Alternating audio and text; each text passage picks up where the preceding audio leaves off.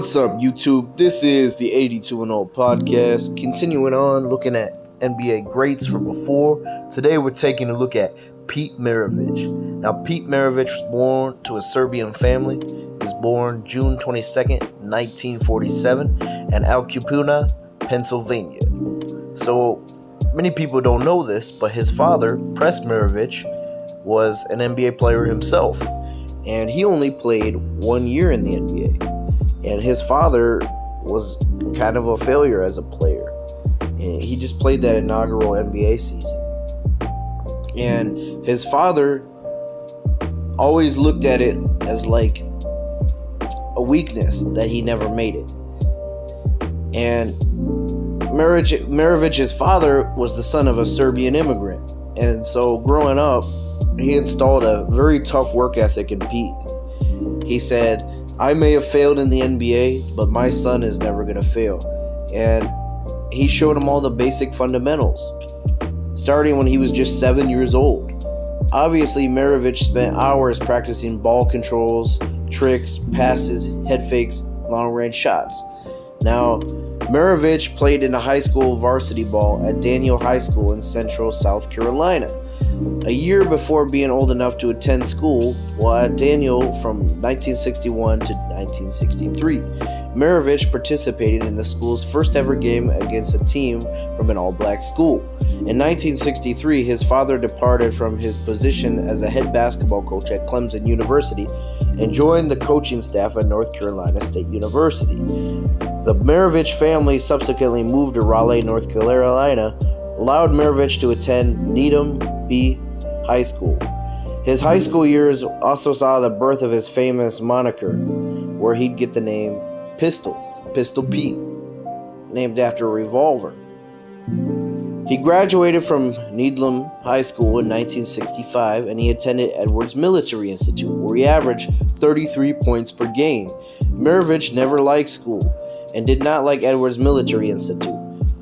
It was known that the Pres Maravich was extremely protective of Maravich and would guard against any issue that might come his way during his adolescence. His dad tried to keep him completely out of alcohol. He sheltered his son because he didn't want his son to go down a bad road and mess up on being an NBA star. And one thing, Maravich, he wasn't just doing this because his father forced him to do these drills. He was actually driven himself. And there's lots of stories about Maravich's work ethic. And he was known to always dribble a ball no matter where he went. He'd be walking down the halls in school dribbling a basketball. He would be in a movie theater dribbling a ball, and people would kick him out because of the noise. There's even a story where he was opening his car door and dribbling the ball outside of the car while he was driving. He just always had a ball in his hand. And he was 6'4" by the time he got done with high school. And he was ready to play in college, so he would go to Louisiana State University. And he's definitely one of the greatest collegiate players of all time. His college career, at the time, NCAA rules prohibited first-year students from playing at varsity level. While forced, Maravich would play freshman team. In his first game, Maravich put up 50 points, 14 rebounds, and 11 assists against Southeastern Louisiana College. In only 3 years playing on the varsity team and under his father's coaching at LSU, Maravich scored 3,667 points, 1,138 of those in the 1967-68 season. And for anyone who doesn't know, he's the all-time NCAA scoring leader. He would average 44.2 points per game in 83 contests and led the NCAA in scoring for 3 straight seasons. Maravich's long-standing collegiate scoring record is particularly notable with 3 factors taken into account. First, because the NCAA rules that prohibited him from taking part in the varsity, so he didn't play his first year. Second, Maravich played before the advent of the three-point line. And third, there was no shot clock. So you get what I'm saying? There was no shot clock. He didn't play his freshman year because of the NCAA's rule. And there was no three-point line. So he put up an insane amount of points despite all these odds. More than 50 years later, however, many of his NCAA and LSU records still stand. Maravich was a 3-time All-American, though he never appeared in the NCAA tournament. Maravich played a key role in turning around Luckluster program and had posted a 3-20 record in the season prior to the arrival. So he turned the team around, although he didn't have the greatest success. And so he would declare for the draft. The Atlanta Hawks selected Maravich with the 3rd pick in the first round of the 1970 NBA draft, where he played for coach Ricky Guerin. He was not a natural fit in Atlanta, and the Hawks already boasted a top-notch scorer in the guard position in Lou Hudson. And they also had Walt Bellamy. At the time, he got a very big contract, $1.9 million.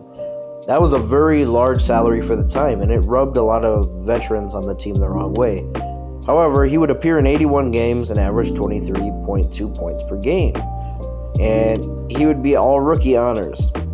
And these early Hawks teams that he was on, they weren't playoff contenders by any means. So the team would finish with a 36-46 record, losing in the first round. And you see, he would play with the Atlanta Hawks up into the 73-74 season. And in 73, he would win 46 games but lose to Boston. 74, they would only win 35 games. So they were either a first-round exit or missed the playoffs altogether. But that wasn't really his fault because he didn't have so much of a good team around him. Now, a crazy fact is the Utah Jazz, a lot of people don't know who the Utah Jazz, that he played for the Utah Jazz. So, the Atlanta Hawks on May 20th, 1974, made a trade to the New Orleans Jazz for Bob Kaufman and Deed McGimmer in a 1974 first-round draft pick. Now, a lot of people don't realize the Utah Jazz. The name is confusing. They were originally in New Orleans, which makes sense. When people think of New Orleans, they think of jazz. Nobody thinks of jazz when they think of Utah. You know, they're thinking of like the Mormon choir tabernacle or some shit. So I would say he was at his best when he joined the Jazz. So his 74-75 season, his first year there, I mean, he puts up 21 points per game, nothing special yet. And the team didn't have a very good record, but he would greatly improve as he would move on. In the 75-76 season, he put up 25 points per game, and his best season there was in 76-77, where he put up 31 points per game. And a lot of people, you know, they didn't have the three-point line implemented into the NBA yet.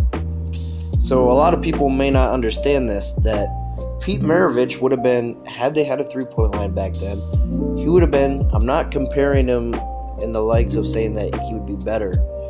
He would be like a Steph Curry of his time.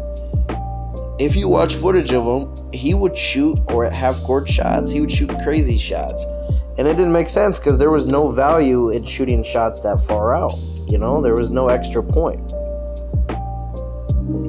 But, I mean, these Jazz teams still weren't having much success. You know, he was still making all-star games from 77 to 79. He makes 3 consecutive all-star teams. However, the Utah Jazz would waive him in January 17th, 1980. So, and this was because he was dealing with injuries.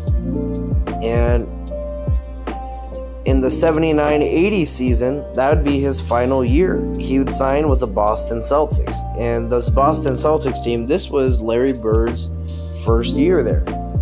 And it was kind of exciting to see Larry Bird and Pete Maravich team up. But Maravich, although he was only 32, he was past his prime. he was dealing with a lot of injuries towards the end of his career. And that'd be it. I mean, the Celtics team was great that year. They went 61-21. They went all the way to the Eastern Conference Finals, the semifinals, and they lose to the Philadelphia 76ers. And that'd be his retirement. So he retired at a pretty early age. And the reason, you got to understand, a lot of the reason why Maravich was struggling on the Jazz is the Jazz were moving in a new direction when he was there. It's not just his injuries. He had very bad knee problems, and it was deteriorating every year. And so it got to the point where the coach, Tom Nisakle, had a strict rule that players who didn't practice were not allowed to play in games. And Maravich, he wasn't practicing because, his knees hurt.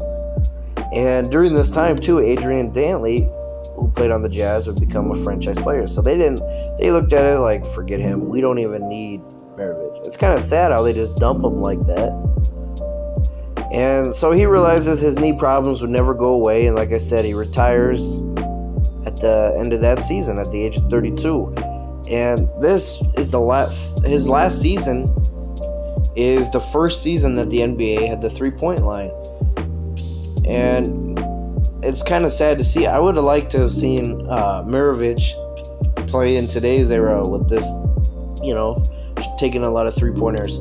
But in his limited playing time, he would go 10 of 15 from the three-point line, giving him a career 66.7 completion rate of behind the arc.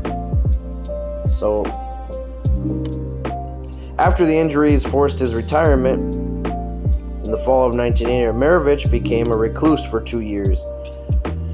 Through it all, Maravich said he was searching himself for life, and he started getting into yoga and Hinduism, and he became like a vegan in 1982. So he went on all these like spiritual quests, kind of becoming like a hippie for a while, and eventually he became a evangelical Christian. He went from practicing Hare Krishna, which is a American form of Hinduism, to evangelical Christianity. And a few years before his death, he said, "I want to be remembered as a Christian, a person that serves Jesus, not as a basketball player." And he would have these basketball Bible camps. What I mean by that is like churches would have camps where their basketball players would practice, and Maravich would also preach there and show them drills. And on January 5th, 1988, this is really sad to talk about, Maravich collapsed and died of a heart failure at age 40.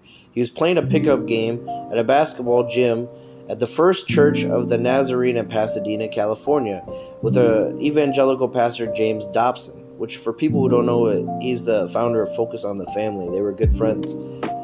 And he was supposed to appear on his radio show. And, what's crazy is on his draft night, he said in an interview, "I want to play basketball till I'm like 40 and die of a heart attack." And that prediction kind of came true because that's how he died.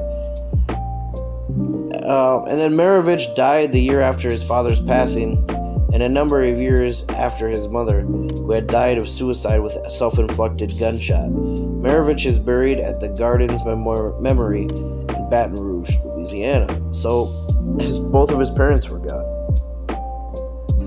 Pretty sad death. And at the NBA's 50th anniversary in 1996, he was honored as one of the 50 greatest players. And at the time, he was the only player that wasn't living still. That's pretty sad. So, rest in peace, Pete Maravich. Let me know what you guys think down below. Thanks for watching.